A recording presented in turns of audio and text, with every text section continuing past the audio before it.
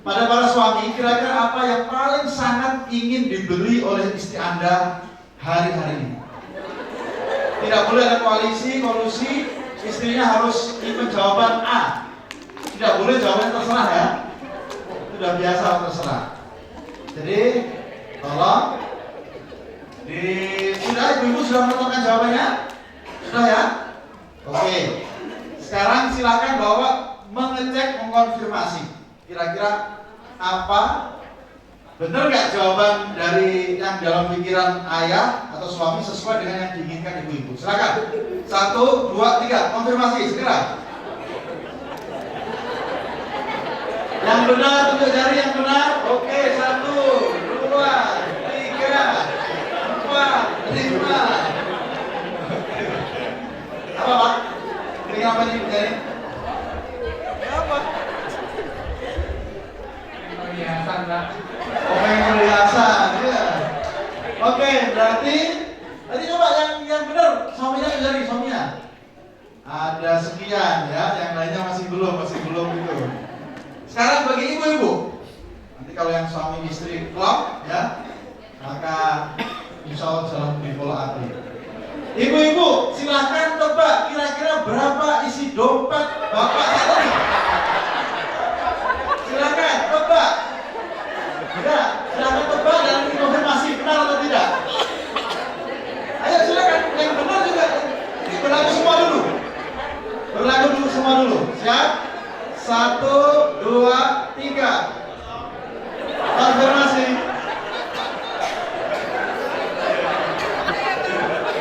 Oke, sudah? Yang benar. Oke, yang benar banyak. Sedikit ya ibu yang tahu isi dompet apa ya. Pokoknya yang penting setiap butuh ada lah gitu ya. Oke. Sekarang yang terakhir. Yang tebakannya benar ya tentang isi dompet suaminya. Pertanyaan berikutnya, apakah bisa buat beli barang yang tadi diinginkan oleh ibu-ibu? Bisa nggak? Oh nggak bisa. Yang benar bisa nggak kira-kira? Nggak bisa. Waduh. Dan sudah nanti mampir ATM dulu ya. Sehingga nanti setelah ini bisa mewujudkan keinginan para ibu-ibu. Oke, itu sekedar refresh saja karena ada bapak-bapak, ibu-ibu yang saya yakin kita semua juga sepakat ya bahwa parenting, pengasuhan anak itu berawal dari suami istri yang kompak ya, yang siap bersinergi, suami istri romantis, itulah yang menghasilkan juga anak-anak yang keren, anak-anak yang dinamis dan kita semua berharap itu. Next, ini langsung aja lanjut lagi. Oke. Jadi berawal dari keluarga semuanya. Kita ini mendapatkan sebuah amanah keluarga. Tetapi kadang-kadang kita tidak mempunyai satu pertanyaan yang harus dijawab terus-menerus. Dalam Al-Quran dikatakan fa'aina tadhabun. Apa itu? Mau kemana keluarga ini? Jadi para ayah terutama apalagi tadi kalau Bu Vida tentang rumah, tentang anak, maka saya bicara tentang kita sebagai orang tua. Dan dalam hal ini kita sama-sama diuji. Jadi saya menyampaikan ini dalam rangka saling mengingatkan dan menguatkan. Bahasa Al-Qur'annya tawassaw bil haq dan tawassaw bis sabr. Kalau anak sekolah ada lulusannya. Kalau menjadi orang tua, kapan lulusnya? Bisa nggak kita bilang alhamdulillah selesai tugas saya sebagai orang tua? Ketika anak-anak sudah bisa nggak kita bilang gitu? Nggak bisa. Jadi nanti kalau kita dibilang sukses sebagai orang tua, nanti kalau kita sudah menjawab beberapa visi. Yang pertama, visi next ya adalah menjadikan keluarga itu tempat yang menyenangkan, bahagia. Sebagaimana disebutkan ya bahwa suami istri ya memang harus lintas kunu ilaiha. Dan ini visi paling menyenangkan karena isinya enak ya, jalan-jalan, makan-makan. Makanya kan ada keterangan Witing Trisno jalan soko kulineran ya.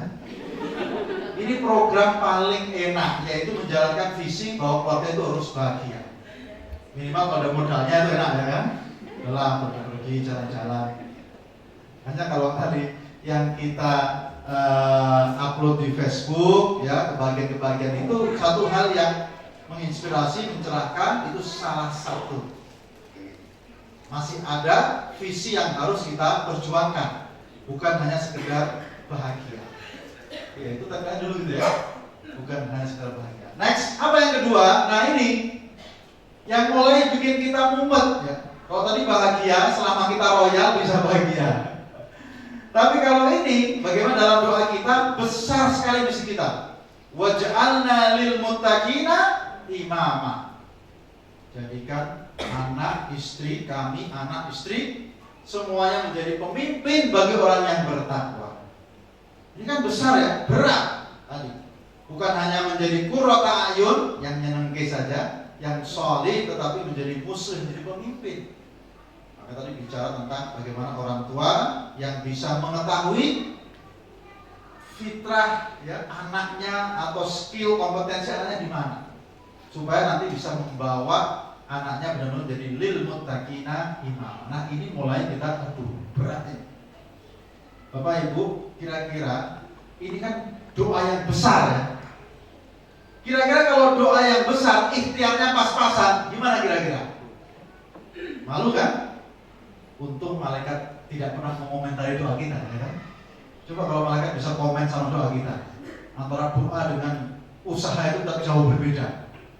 Pasti malaikat akan komen, muka lu jauh, kira-kira gitu kan? Atau kalau bisa jawab itu tangeh lamun. Di Semarang ada juga tangeh lamun? Gak ada ya? Saya dapat dari Solo, saya aslinya dari Kudus juga, Pantura ya kan? Dapatnya tangeh lamun apa? Budaknya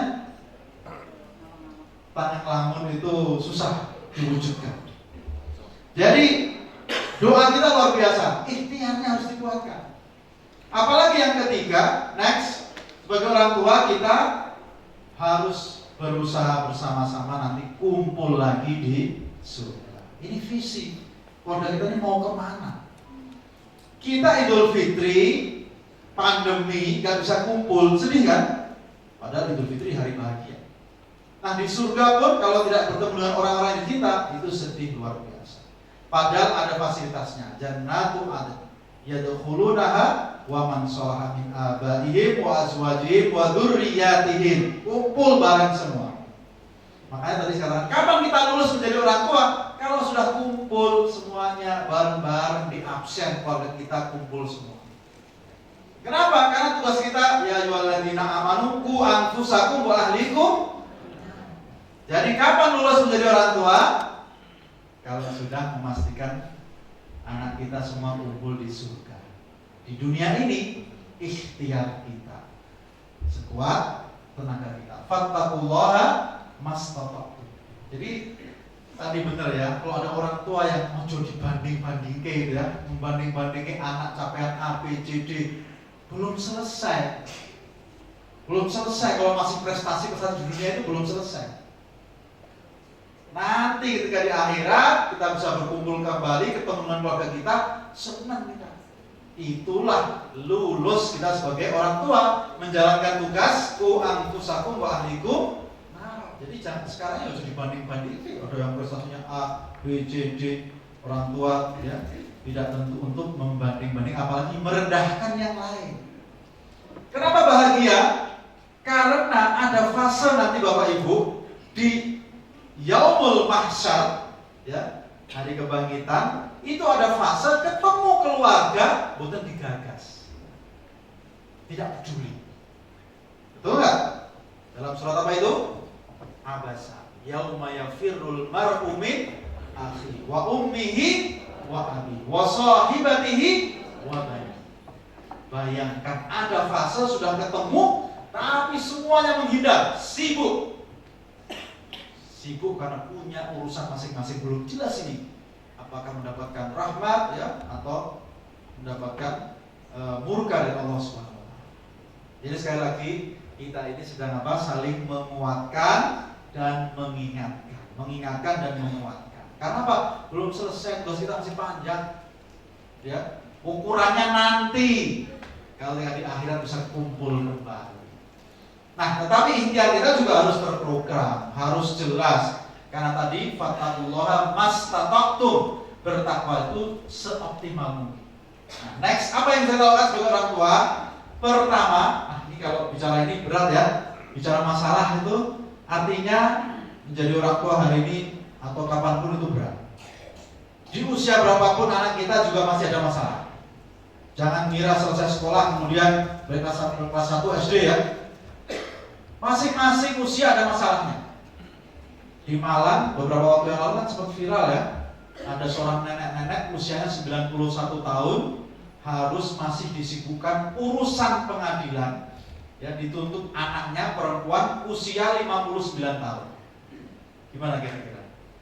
Ya, itu semua berarti menunjukkan ya bahwa memang fase kita menjadi orang tua itu dalam kehidupan dunia ini ya terus ada ujian-ujian. Tapi dari situ kita niatkan mendapatkan pahala. Ya, dari situ kita niatkan mendapatkan pahala. Next, bagaimana menjadi orang tua? Yang pertama, lanjut lagi apa ikhtiar kita? Pertama, layakkah kita menjadi orang tua yang pantas diteladani itu dulu. Mari kita tanyakan pada diri kita. Apa saja keteladanan itu? Bahwa pertama tentu dari hal-hal yang sangat-sangat inti. Tadi sudah disebutkan bagaimana tentang kedekatan kita kepada Allah SWT. Layak nggak kita teladani? Next. Karena anak-anak itu cuma nyontoh saja ya. Kullu maulud yuladu ala fitrah. Anak-anak nyontoh. Semangat anak kita untuk ke masjid itu ya bergantung dari kita. Mau di sekolahan, ini yang paling kesian nih. Kita ngerjain anak kita seperti gambar nomor kiri itu. Kita ngerjain tanpa disadari. Kalau di sekolah disuruh semangat, sholat berjamaah, tilawahnya. Tapi kalau di rumah ternyata contohnya tidak demikian. Siapa yang ngumet kira-kira? Anak kita kesian ya. Di sekolah suruh sholat berjamaah, disuruh sholat semangat, di rumah orang tuanya gagal mencontohkan. Maka itu namanya kita ngerjain anak-anak. Please don't try that at home. Jangan sampai. Maka sinergi sekolah jelas ya. Jadi dalam masalah ibadah, dalam masalah akhlak tadi, tata suara. Apalagi kalau kita bicara dalam masalah Al-Quran, ini kan berkarakter Quran ini.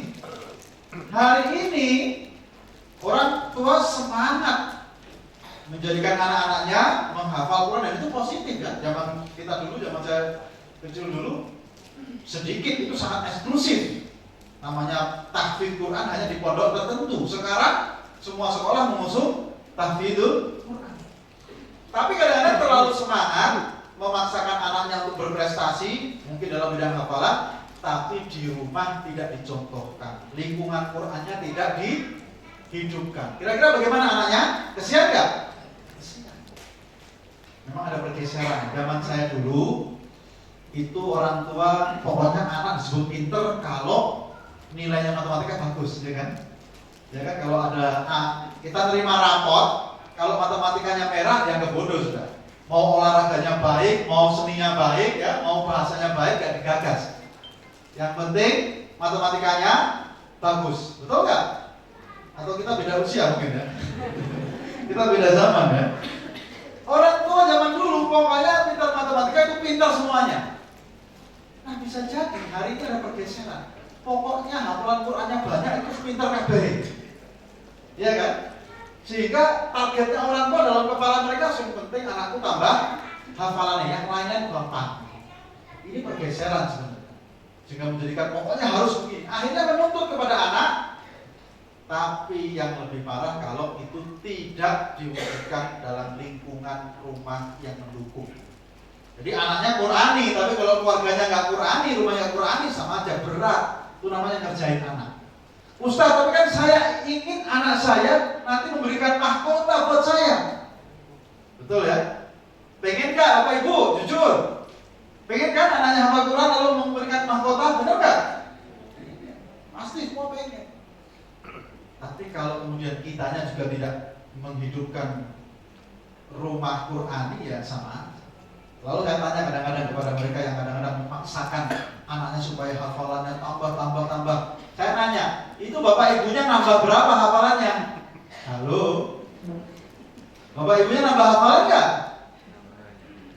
Jangan al-muluknya masih muluk-muluk aja, nggak selesai maksudnya. Ya. Lalu saya tanya, kalau kemudian enggak Ustaz, kita mah hafalan ya biasa-biasa aja dari dulu nggak menambah. Yang penting anak saya yang masih muda. Saya tanya, halo, lalu nanti yang ngasih mahkota mbahnya siapa? Siapa yang ngasih mahkota mbahnya? Apakah mbahnya juga tidak layak dimuliakan dengan mahkota yang sama? Sebagaimana kita berpikir bahwa kita ingin diberikan mahkota oleh anak kita. Apakah mbahnya tidak layak? Halo Bapak Ibu, layak gak? Layak kan? Kenapa kita juga tidak berusaha hal yang sama? Jadi soal Quran itu bukan hanya anak. Kita juga harus memberi contoh, meneladani dan menghidupkan di rumah kita. Siap insya Allah? Iya, karena mbahnya juga kita muliakan dengan mahkota. Kemudian pelajaran berikutnya adalah next dalam keharmonisan keluarga. Nah, ini nih saya bisa memastikan ya keluarga harmonis dalam waktu yang cepat loh, benar loh. Saya bisa memastikan ini harmonis atau tidak dengan salah satu syaratnya aja cukup. Cepat sekali dan tidak terbantahkan. Apa itu? Tinggal melihat nama istri dalam handphone suami. Silahkan dibuka ya. Kira-kira nama istri dalam handphone suami apa kira-kira? Kalau namanya seperti di KTP kayaknya berpotensi gak harmonis itu, gak romantis, garing gitu ya. Tapi kalau namanya sudah mulai indah-indah, aneh-aneh ya itu, nah itu ada potensi, itu lumayan lah ya, mengarah ke harmonis dan romantis. Siapa yang siap membukakan ya?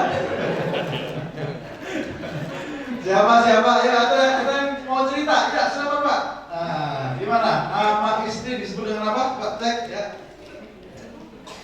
Nama istri saya tulis kelinci madu.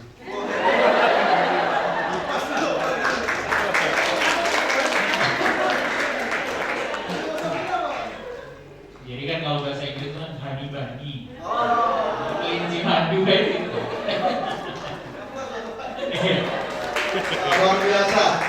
Kelinci madu. Jadi memang panggilan spesial ya. Sebagaimana Rasulullah SAW juga memiliki panggilan Humairah, ya Uwaisi itu. Itu salah satu syarat sederhana. Memang yang lain-lain banyak, tapi ini minimal ya, minimal.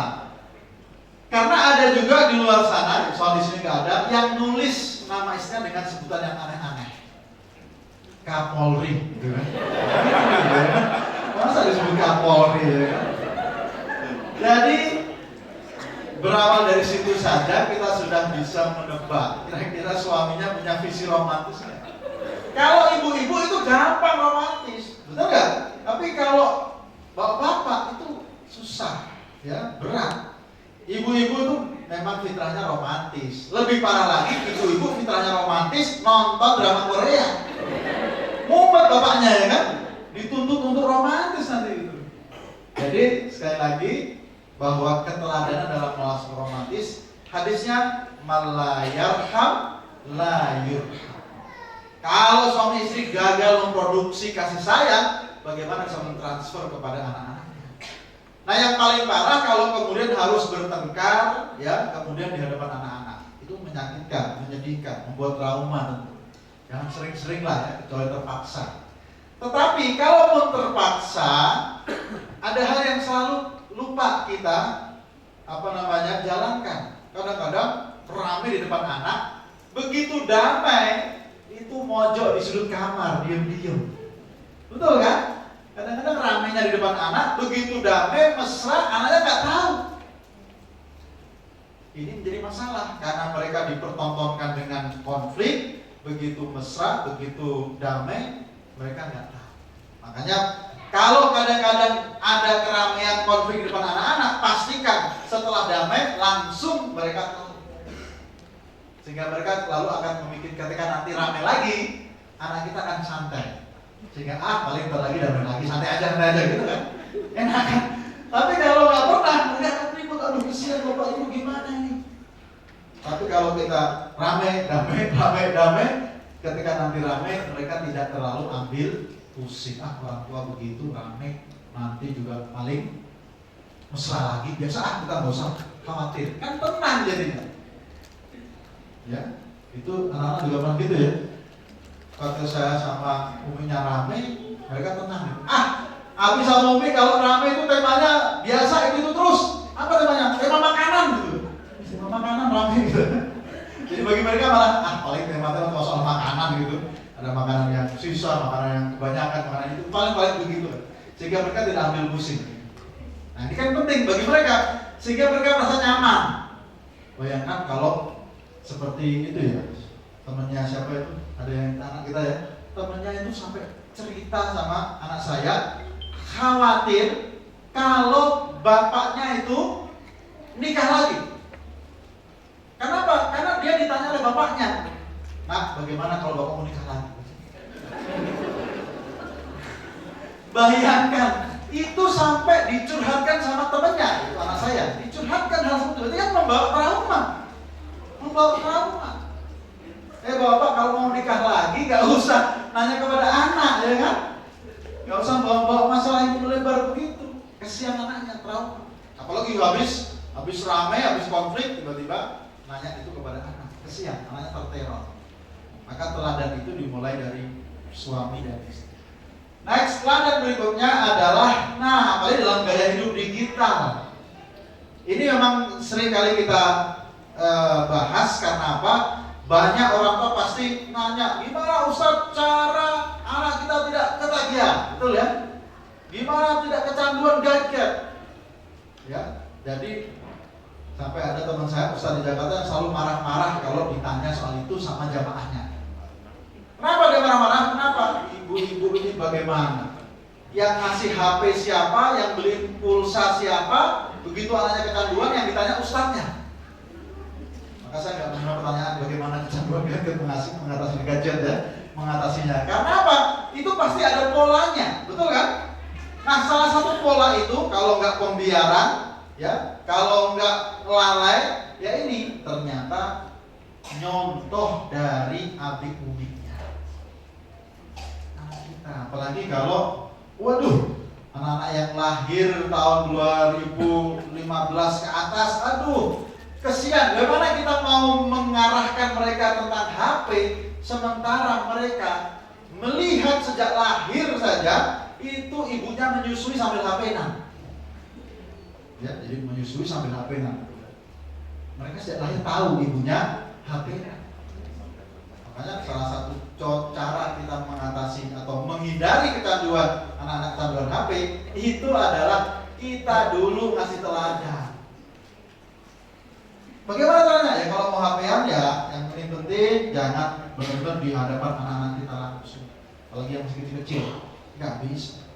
Sama seperti bagaimana mungkin kita mengajari mereka jangan merokok tapi sambil merokok? Gimana kira-kira? Percaya nggak mereka kira? Nggak percaya. Jangan merokok tapi sambil merokok. Nggak bisa.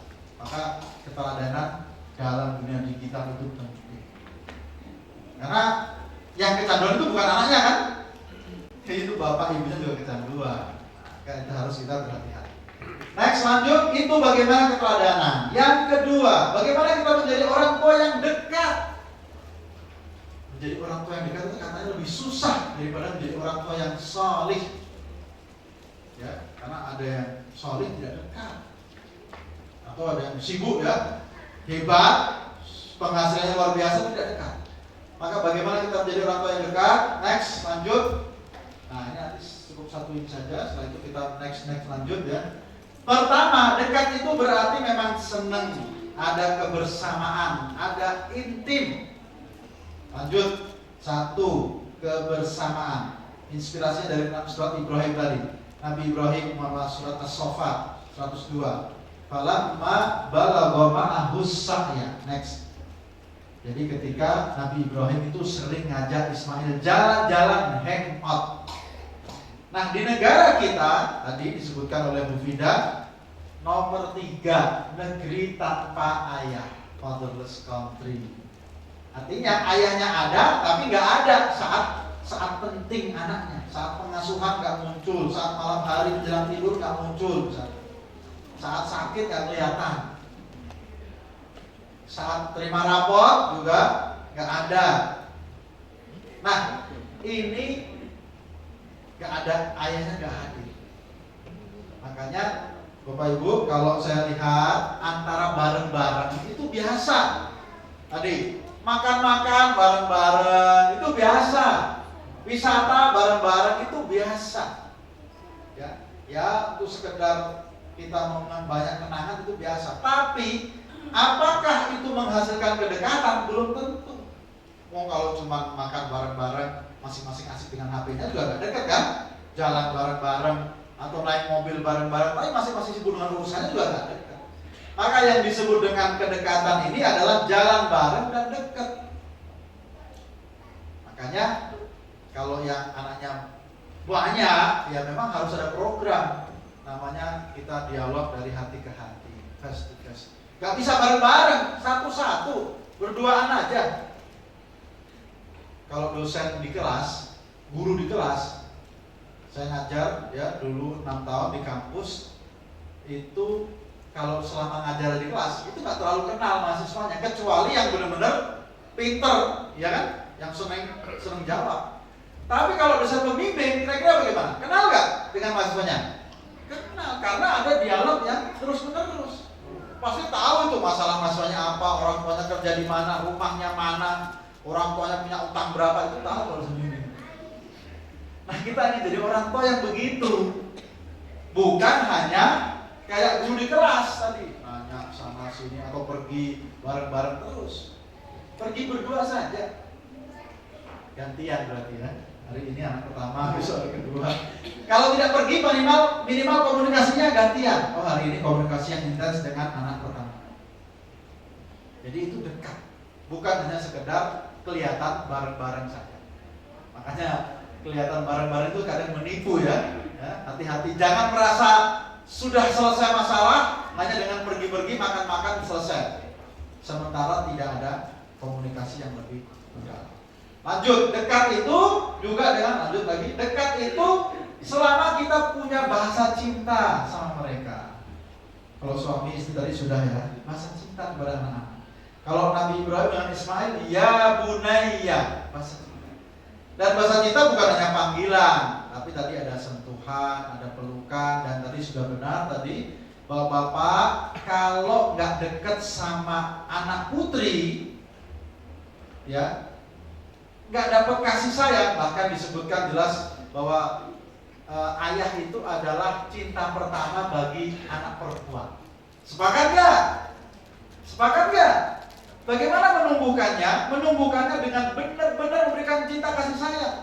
Entah itu pelukan, entah itu dipangku, dibelai, dipuji, dirayu, sehingga mereka benar-benar tersipu malu. Sehingga banyak dikatakan kalau anak-anak perempuan gagal mendapatkan kasih sayang dari bapaknya, maka di usia-usia mereka SMP nanti dan seterusnya, mereka akan tumbuh untuk mencari perhatian lawan jenisnya. Genit ya, kurang kasih sayang. Mau bapak seperti itu? Mau nggak kira-kira? Maka saat ini saatnya mencurahkan kasih sayang buat anak perempuan, dekat, dipeluk, dibelai ya tadi, dipangku, benar-benar real. Anak saya yang saya namanya perempuan ya, itu berapa kali bilang I love you pak ya, senang maminya. Bahkan dia bilang saya nanti 4 SD ya, putri 4 SD, dia bilang saya nanti mau nikah. Yang 4 SD bicara nikah ya. Saya mau nikah ya dengan laki-laki yang sifatnya seperti Abi. Wah, gimana kita nggak GR ya, senang ya. Jadi dia sampai pada kesimpulan seperti itu. Saya mau nikah dengan laki-laki yang sifatnya seperti Abi. Tetapi yang kalimat berikutnya agak bikin saya itu ya nervous ya. Dia bilang begini. Tetapi syaratnya harus lebih keren. Gitu. Pakai ada tapinya ya kan. Jadi saya mau nikah dengan yang laki-laki yang sifatnya sama seperti Abi, tapi harus lebih keren. Gitu. Tapi kalau aku lihat itu pengakuan ya. Dan tidak mudah mendapatkan pengakuan dari anak perempuan seperti itu. Nah, para ayah berjuanglah menurut itu. Berjuanglah sampai kemudian dia merasa nyaman dengan sifat-sifat Abi. Dan dia merasa, oh, kalau laki-laki yang jadi suami itu harus seperti itu sifat. Nah, apalagi bagi anak laki-laki tadi sudah disebutkan oleh Bu Fida ya, bapak harus menjadi contoh untuk mengajarkan yang tidak diajarkan oleh ibu, baik ibu maupun ibu guru. Nggak bisa ngajarin, ya. Naik pohon ibu gurunya nggak bisa ngajarin, ya kan? Bagaimana turun ke sawah, bagaimana nyari berburu tikus misalnya. Itu semua kerjaan laki-laki, ya, soal bengkel dan sebagainya, itu tugas saya. Maka di sini itu menghasilkan kedekatan. Kedekatan itu dengan praktek seperti itu, dengan bahasa cinta termasuk bahasa praktek. Kemudian lanjut, dekat itu Bapak Ibu sekalian, kita sampai 10:45 ya. Dekat itu juga kalau komunikasinya juga dekat positif. Masih ingat tadi kisah Nabi Ibrahim Ismail, ya? Nabi Ibrahim itu kan dapat perintah menyembelih Ismail. Dan kemudian ternyata perintahnya itu jelas. Perintahnya itu jelas dan tegas, perintah pun menyembelih. Tapi Nabi Ismail masih menggunakan komunikasi yang positif. Apa itu? Fandur madataro. Lihat bagaimana pendapatmu. Bagaimana pendapatmu kira-kira? Padahal kira-kira Nabi Ibrahim sama Ismail ini, mereka punya 3 gap yang sangat jauh. Sekiranya Nabi Ibrahim mau otoriter, itu gak ada yang protes. Coba Nabi Ibrahim, posisinya Nabi, Abul Anbiya, senior Nabi, waktu itu Ismail bocah. Nabi Ibrahim posisinya bapak, Ismail anak. Nabi Ibrahim usianya 90 tahun, sepuh, Ismail baru 15-an tahun. Jadi kira-kira, apalagi bicara temanya layak didiskusikan nggak? Taklimat temanya, perintah. Apalagi perintahnya untuk menyembelih, nggak cocok didiskusikan. Tapi beliau pandur mada. Kira-kira kita ini kan nggak sejauh Nabi Ibrahim dengan Ismail, ya, usianya, ya, jaraknya, ya. Temanya juga tema-tema biasa saja kira-kira gitu kan. Masa nggak berani pandur mada? Bagaimana pendapatmu? Maka tadi biasalah kita menanyakan sesuatu yang anak kita menjawabnya dengan semangat. Yaitu apa? Bagaimana pendapatmu? Bagaimana perasaanmu? Apa yang kau inginkan? Kalau yang lain komunikasi ini panjang ya, tapi intinya banyak orang tua yang komunikasinya gagal. Karena apa tadi? Datang-datang hanya sekedar seperti interview, investigasi komunikasinya. Sudah makan belum? Sudah sholat belum? Sudah mandi belum? Sudah kerjain PR belum? Anak kita cuma nggak ada pilihan jawab antara ya atau tidak. Makanya ingat Nabi Ibrahim, ingat fandur mada tahu. Buatlah pertanyaan yang menjadikan anak kita semangat menjawabnya. Itu menghasilkan kedekatan. Apalagi dia jawabnya nggak selesai-selesai. Itu berarti sukses, pertanyaannya bagus berarti kan? Dia menjawab yang semangat nggak selesai. Jangan sampai menjawab hanya sampai di sudah atau belum. Siap, ayah ibu tercinta? Siap ya? Siap bapak, ibu-ibu? Bikin pertanyaan yang nanti mereka jawabnya panjang banget, nggak mau selesai-selesai, Pak. Nggak bisa di stop, ya. Itu menunjukkan semangat dan kedekatan. Oke, lanjut, next. Berikutnya yang ketiga. Nah, ini yang lebih berat juga, menjadi orang tua yang pendidik. Tadi yang pertama orang tua yang apa? Halo, teladan. Yang kedua orang tua yang dekat. Yang ketiga yang siap menjadi pendidik. Apa saja? 3 juga, lanjut. Pertama, yang mendidik itu harus tegas, tapi bukan keras. Tadi ya, tidak ada, next lanjut ini tentang la tulhikum amwalukum wala auladukum an dzikrillah. Tidak ada anak-anak yang kecanduan mendadak, enggak ada. Mendadak kecanduan? Enggak ada. Ada enggak? Enggak ada. Tiba-tiba mendadak kecanduan itu enggak ada. Yang ada pola melalaikan dan membiarkan. Kalau Bu Tina sering bilang itu karena bapaknya anaknya alay, orang tuanya lebay, ya. Ayahnya ibunya lebay, anaknya alay. Ibunya lebay, anaknya alay, ayahnya abai, ya. Ya udah. Itu jadinya kecanduan. Makanya harus tegas, tapi bukan keras. Pola itu kita menjadi pendidik, orang tua juga mendidik. Kalau orang tua hanya sekedar menyayangi, gampang, tapi nggak layak didoakan kalau cuma sekedar menyayangi. Loh, kok bisa? Kita lihat ayatnya. Ya, ayatnya bagaimana? Ya, Rabbir warhamhumli wali walidayya warhamhuma kama bayani loh ya. Bukan kama rohimani sogiro. Betul nggak? Bukan kama, ya, tapi kama robbayani sogiro. Kita ini dididik, kita ini pantas didoakan oleh anak kita, bukan karena menyayangi mereka, tetapi karena mendidik mereka. Rabbayani sogiro.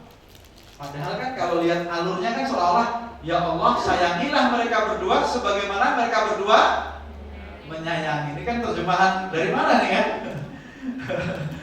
Jadi yang dalam benak kita mungkin terjemahan yang itu ya. Sayangilah mereka berdua sebagaimana mereka menyayangi kami seketika kecil. Ternyata menggunakan Rabbayani, kita ini layak disayangi justru karena kita mendidik mereka sejak kecil. Mendidik berarti perlu ada ketegasan. Jadi itu yang benar-benar kita harus perhatikan.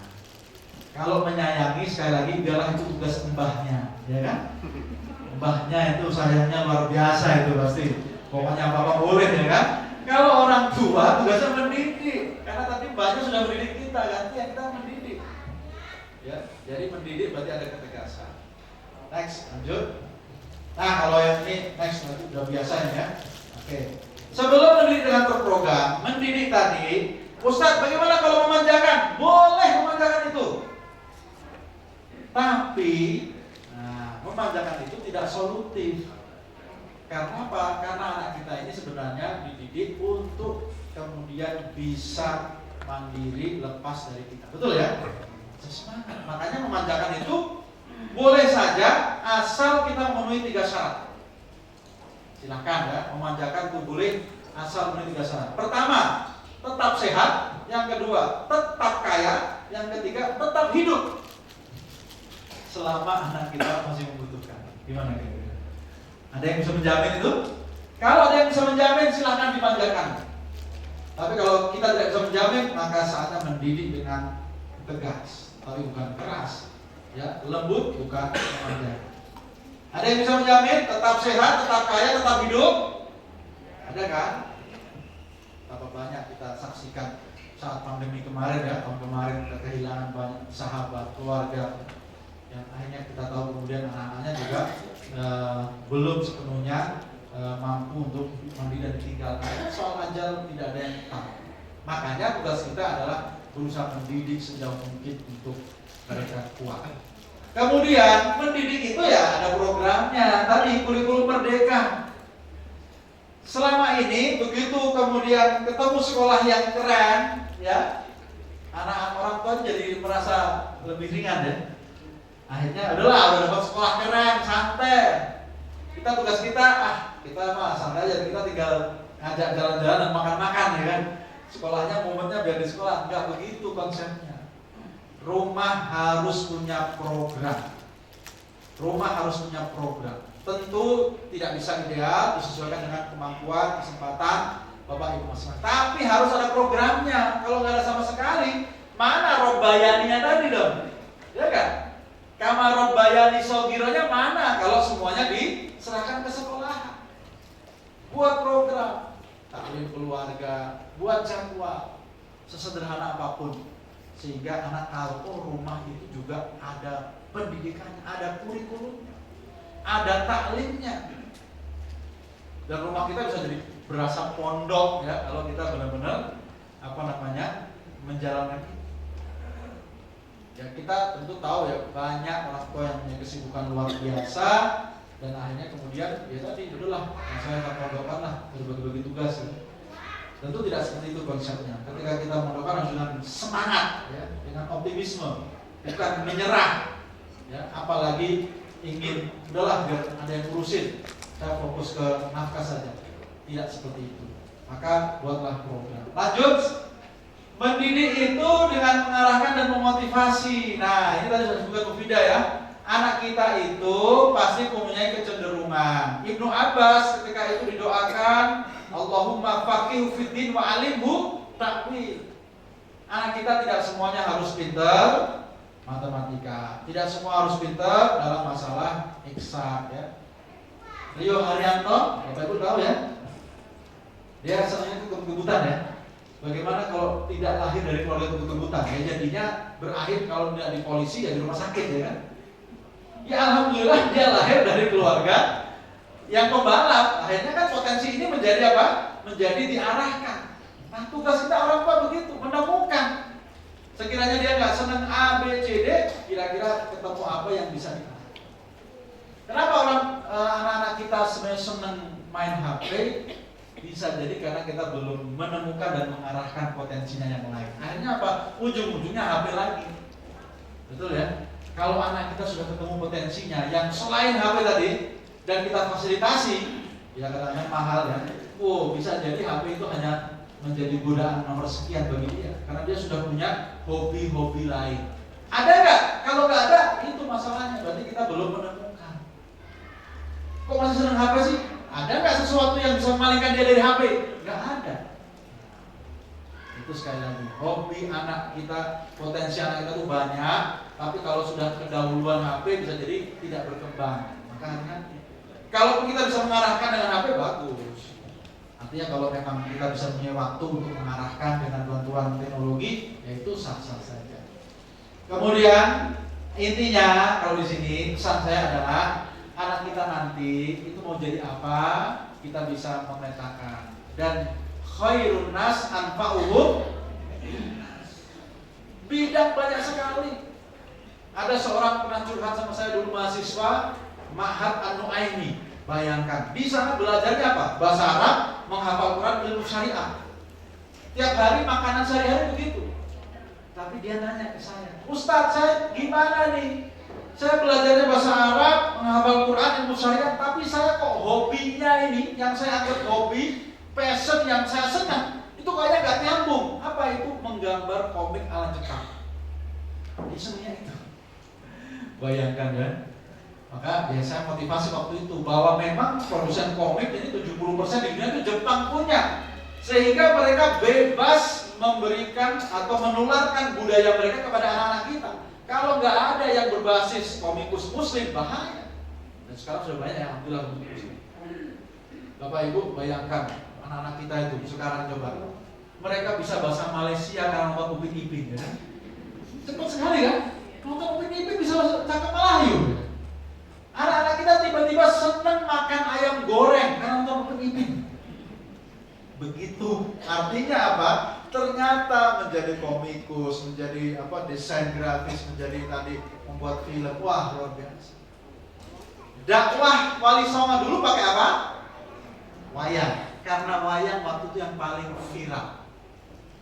Di sini ya. Yang paling viral digandrungi waktu itu adalah wayang, maka Wali Songo pakai wayang. Era berlalu, kalau wayang kan durasinya 6 jam, 8 jam. Kemudian muncul film. Film cuma 2 jam, semakin sedikit kan? Maka dakwah juga harus masuk bagian film, karena yang viral adalah film. Sekarang waktu berlalu, durasinya lebih singkat lagi. Yang dicari cuma 1 menit, ya kan? Atau YouTube dulu, YouTube 10 menit, 15 menit. Kemudian sekarang TikTok 1 menit. Maka saya nggak ragu untuk bilang, kalau Wali Songo hadir malam hari ini, pasti akan TikTokan. Iya, karena dulu dia melihat wayang sebagai yang paling viral di masyarakat. Kalau sekarang yang paling viral di TikTokan, dai-nya juga harus muncul di TikTokan, walaupun nggak semuanya. Jadi itu contoh betapa berarti medan yang nanti akan dimainkan anak kita itu banyak sekali. Ya, tidak hanya pada ilmu tertentu, dan kita orang tua yang memetakan. Next, terakhir 10:45, lanjut lagi. Bagaimana menjadi orang tua yang solih? Nah, menjadi orang tua yang solih pertama, Bapak Ibu sekalian, menjadi orang tua yang solih itu jangan bosan mendoakan. Mohon maaf ibu-ibu, jangan suka nyumpahin ya. Jangan kalau marah-marah melaknat, mendoakan yang jelek-jelek. Gimana Bu? Kira-kira energinya tersalurkan ya kalau mendoakan yang jelek gitu ya? Ketoknya marah gitu ya. Tapi bahaya. doakan yang baik-baik.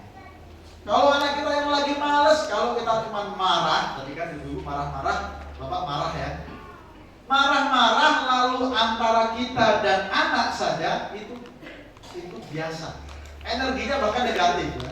Tapi kalau kita marah-marah lalu kita mendoakan, itu kan menghubungkan dengan Allah Subhanahu wa taala. Apalagi Rasulullah SAW beberapa kali mendoakan anak-anak itu mereka di hadapannya. Kalau mendoakan di kesunyian malam itu biasa ya. Tapi kalau mendoakan di hadapan mereka itu menambah motivasi mereka. Kita belai, kita elus, ya Allah, semoga jadi anak yang soleh, berprestasi ini di hadapan mereka kita sebut nama Allah, memotivasi dan lebih baik. Ya, jadi jangan mendoakan yang buruk, tapi doakan kebaikan di hadapan mereka. Tentu selain doa-doa di sepertiga malam. Lanjut, untuk anak yang soleh berikutnya adalah nggak harus bersabar. Ya, tadi ada yang susah dibangunkan, sholat, ya susah dalam masalah hafalannya. Di sini sudah jelas nih, ya. Wa'mur ahlaka bis-shalah wastabir 'alaiha. Wastabir itu apa? Puncak kesabaran. Makanya jadi orang tua, sekali lagi kalau nggak sabar tadi dikit-dikit marah-marah, dikit-dikit nyumpah, dikit-dikit harus sabar. Karena fase bagi anak kita untuk soleh juga sama seperti kita dulu fase untuk soleh ya. Gak bisa langsung seperti membalik telapak tangan. Coba bapak-bapak, ibu-ibu perasa dulu. Ada kan fase untuk menjadi soleh itu naik turun kan? Atau langsung lempeng saja? Ada kan? Naik turun kan? Naik turun. Maka begitu pula anak kita berikan kesabaran. Dan yang terakhir, nah ini investasi yang tidak bernilai. Next. Cara kita menjaga anak kita adalah dengan menjaga kesalehan kita. Betapa banyak para ulama salafus saleh dulu, mereka qiyamul lail sambil mengatakan, wahai anakku, sesungguhnya ini adalah untukmu. Dalam rangka apa? Menjaga mereka. Kalau kita soleh, insya Allah Allah akan menjaga anak-anak kita. Sebagaimana naudzubillah, kalau kita bermaksiat, yang membayar nanti bisa jadi anak kita. Itu kata Imam Syafi'i ya. Beliau mengatakan zina itu seperti hutang. Siapa yang berzina bisa jadi yang membayar, menebusnya nanti adalah anak keturunan. Maka kalau dibalik sebaliknya, sebagaimana terjadi pada kisah Nabi Musa dan Khidir ya, yaitu anak yang orang tua yang soleh ternyata bisa menyelamatkan anak-anak bahkan generasi keturunan. Maka orang tua yang soleh insya Allah menyelamatkan, investasi untuk menjaga anak-anak kita semuanya. Semoga kita termasuk orang tua yang teladan, orang tua yang dekat, orang tua yang mau jadi pendidik, dan orang tua yang menjaga kesolehan. Siap semua insya Allah. Semoga Allah Subhanahu wa taala mudahkan. Aqulu qouli hadza wa astaghfirullahi wa lakum. Assalamualaikum warahmatullahi wabarakatuh.